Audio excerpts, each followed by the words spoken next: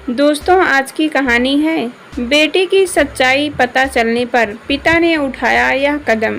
कहानी पसंद आए तो वीडियो को लाइक एवं सब्सक्राइब जरूर करना। ट्रिंग ट्रिंग लगा फिर से फोन बजने। फोन की आवाज़ से पूरा हॉल गूंज उठा। आज रात तीसरी बार फोन बजा था। उस समय रात के 2 बज रहे थे। मीनाक्षी गहरी नींद में सो रही थी। उसके पिता विजय बाबू ने फोन उठाया। उस तरफ से कोई नाटकीय अंदाज में पूछ रहा था, मीनाक्षी है क्या? आप कौन? विजय बाबू ने पूछा तो उल्टे उधर से भी सवाल दाग दिया गया। आप कौन बोल रहे हैं? यह भी खूब रही। तुमने फ़ोन किया है और उल्टे हमसे ही पूछ रहे हो कि मैं कौन हूँ? तो यह मीनाक्षी का नंबर नहीं है क्या? मुझे उससे ही बात करनी है। मैं बुड्ढों से बात नहीं करता। बदतमीज कौन है तू? मैं अभी पुलिस में तेरी शिकायत करता हूँ। बुड्ढे शांत रह वरना तेरी भी खबर ले लूँगा, कहकर उसने फ़ोन काट दिया। विजय बाबू गुस्से से तिलमिला उठे। उन्हें अपनी बेटी पर बहुत गुस्सा आ रहा था। उनका मन हुआ कि जाकर 2-4 थप्पड़ लगा दे मीनाक्षी को। 2 दिन से इसी तरह से कई कॉल्स आ रहे हैं।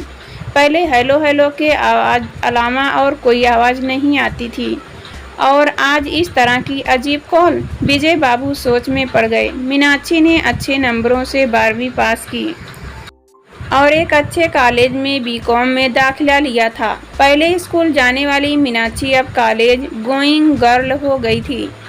कॉलेज में प्रवेश करते ही एक नई रौनक होती है। मीनाक्षी थी भी गजब की खूबसूरत। उसके काफ़ी लड़के लड़कियां दोस्त होंगे, पर एक ऐसे दोस्त हैं जो लगातार फ़ोन करते रहते हैं तथा बेतुकी बातें करते हैं। अगली सुबह जब विजय बाबू चाय की चुस्कियां ले रहे थे और उधर मीनाक्षी कॉलेज के लिए तैयार हो रही थी, तभी विजय बाबू ने मीनाक्षी को बुलाया। मीनाक्षी, जरा इधर आना। डरते डरते वह पिता के सामने आई। उसका शरीर कांप रहा था। वह जानती थी कि पिताजी आधी रात में आने वाली फ़ोन कॉल्स के बारे में पूछने वाले हैं, क्योंकि परसों रात को जो कॉल आई थी, मीनाक्षी के फ़ोन उठाते ही उधर से अश्लील बातें शुरू हो गई थी। वह कॉल करने वाला कौन है? उसे क्यों फ़ोन कर रहा है? ये सब उसे कुछ भी मालूम नहीं था। वह बेहद परेशान थी। इस समस्या के बारे में किससे बात की जाए, वह यह भी समझ नहीं पा रही। बेहद कॉल जा रही हो। विजय बाबू ने बेटी से पूछा। मीनाक्षी ने सिर हिलाकर हामी भरी। मन लगाकर पढ़ाई हो रही है ना? हाँ पिताजी, मीनाक्षी ने जवाब दिया। कॉलेज से लौटते वक्त बस आसानी से मिल जाती है ना? ज़्यादा देर तो नहीं होती? हाँ पिताजी, कॉलेज के बिल्कुल पास ही बस स्टॉप है। 5-10 मिनट में बस मिल ही जाती है। क्लास में न जाकर दोस्तों के साथ इधर उधर घूमने तो नहीं जाती ना? मीनाक्षी को गौर से देखते हुए विजय बाबू ने पूछा। ऐसा कुछ भी नहीं है पिताजी।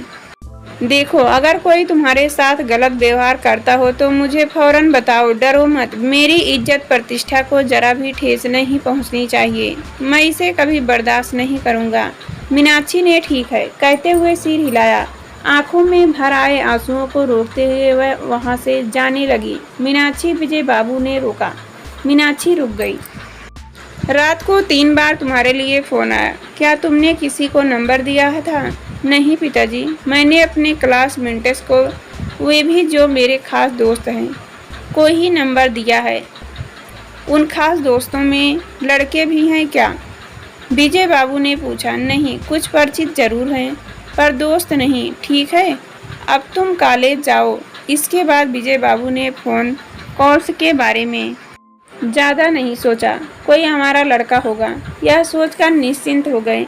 शाम को जब विजय बाबू दफ्तर से लौटे तो मीनाक्षी की मां लक्ष्मी को कुछ परेशान देख उन्होंने इसका कारण पूछा तो वे नाश्ता तैयार करने चली गई। दोनों चाय बिस्किट के साथ आराम से बैठकर इधर उधर की बातें करने लगे, लेकिन विजय बाबू को लक्ष्मी के चेहरे पर कुछ उदासी नजर आई। ऐसा लगता है कि तुम किसी बात को लेकर परेशान हो। जरा मुझे भी बताओ। विजय बाबू ने अचानक सवाल किया। मीनाक्षी के बारे में। वह फ़ोन कॉल्स। लक्ष्मी ने इतना ही कहा कि विजय बाबू सब मामला समझते हुए बोले। अच्छा, रात की बात? अरे कोई हमारा होगा। अगर उसने आज भी कॉल की तो फिर पुलिस को इन्फॉर्म कर ही देंगे। लक्ष्मी ने सिर हिलाकर कहा, नहीं, पिछले 2-3 दिन से ही मैं इस कॉल्स आ रहे हैं। मैंने मीनाक्षी को फ़ोन पर दबी आवाज़ में वैसे बातें ऐसे करते हुए भी देखा है। जब मैंने उससे पूछा तो उसने तो रॉन्ग नंबर कहकर टाल दिया। आज दोपहर में भी फ़ोन आया था, मैंने उठाया तो उधर से वह अश्लील बातें करने लगा। मुझे तो लगता है कि हमारी बेटी ज़रूर हमसे कुछ छिपा रही है। तुम्हारा क्या सोचना है कि ऐसे लड़के मीनाक्षी के बॉयफ्रेंड्स हैं? कह नहीं सकती, पर क्या बॉयफ्रेंड ऐसे लफंगे होते हैं? हमारे समय में भी कॉलेज हुआ करते थे, उस वक्त भी कुछ लड़के असभ्य होते थे। लड़कियां लड़कों से बातें करने में शर्माती थी कि कोई देख लेगा तो क्या सोचेगा। वे तो हमें कीड़े मकोड़े की तरह दिखते थे, फिर भी वहाँ लड़के लड़कियों में डिग्निटी रहती थी। ऐसे कीड़े तो हर जगह होते हैं लक्ष्मी, ज़रूरी होता है कि हम उन कीड़ों से कितना बचकर रहते हैं। आज रात अगर फ़ोन कॉल आई तो हम इसकी खबर पुलिस में करेंगे। तुम भी मीनाक्षी से प्यार से पूछकर देखो, विजय बाबू ने समझाया। लक्ष्मी ने गहरी सांस लेते हुए सिर हिलाकर हामी भरी और गहरी सोच में डूब गई। जवान होती लड़कियों की समस्याओं के बारे में वह भी जानती थी। प्रेम पत्र, बदनामी, जाली फ़ोटो, बेचारी लड़कियां ना किसी को बता पाती हैं और मन में रख कर ही बेचारी कर जीती हैं।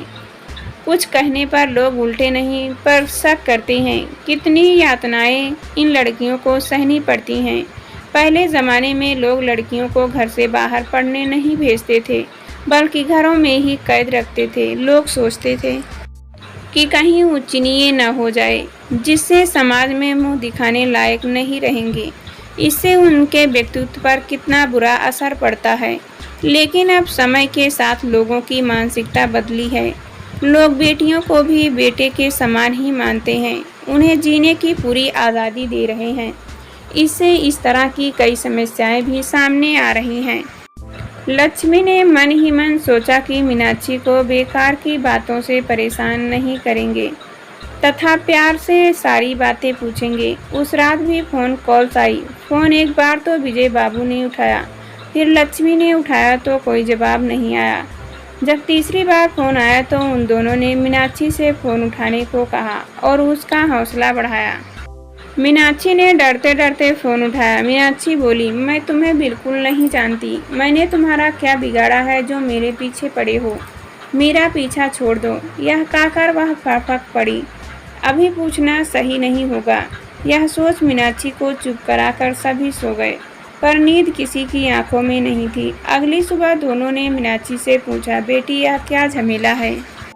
मीनाक्षी रुआसी होकर बोली, मुझे नहीं मालूम। रात को फ़ोन करने वालों ने तुझसे क्या कहा? कह रहा था कि मैं तुमसे प्यार करता हूँ, तुम बहुत खूबसूरत हो। क्या तुम कल सुबह कॉलेज के पास वाले पार्क में मिलोगी? ठीक है, अब तुम निडर होकर कॉलेज जाओ, बाकी मैं देखता हूँ। इसके बारे में तुम बिल्कुल मत सोचो। अब तुम अकेली नहीं, बल्कि तुम्हारे माता पिता भी तुम्हारे साथ हैं। मीनाक्षी ने हामी भरी और कॉलेज जाने की तैयारी करने लगी। विजय बाबू सीधे पुलिस स्टेशन गए और वहां उन्होंने शिकायत दर्ज कराई और सारा माजरा बता दिया। इंस्पेक्टर ने उन्हें जल्द कार्रवाई करने की तसल्ली देकर घर जाने को कहा। 2-3 दिन गुजर गए। अगले दिन पुलिस स्टेशन से फ़ोन आया। मीनाक्षी को भी साथ लेकर आने को कहा गया था। विजय बाबू जल्दी मीनाक्षी को साथ लेकर थाने पहुंचे। पुलिस इंस्पेक्टर ने उन्हें बैठने को कहा और कांस्टेबल को बुलाकर उसे कुछ हिदायतें दी। वह अंदर जाकर एक लड़के के साथ वापस आया। इंस्पेक्टर ने पूछा, क्या आप इस लड़के को जानती हैं? जी नहीं, मैं इसे नहीं जानती। मैं बताता हूँ यह कौन है और इसने क्या किया है। इंस्पेक्टर ने कहना जारी रखा, आप अपनी सहेली नीलू को जानती हैं ना? जी हाँ, मैं उसे बाखूबी जानती हूँ। वह मेरी कॉलेज में सबसे क्लोज फ्रेंड है।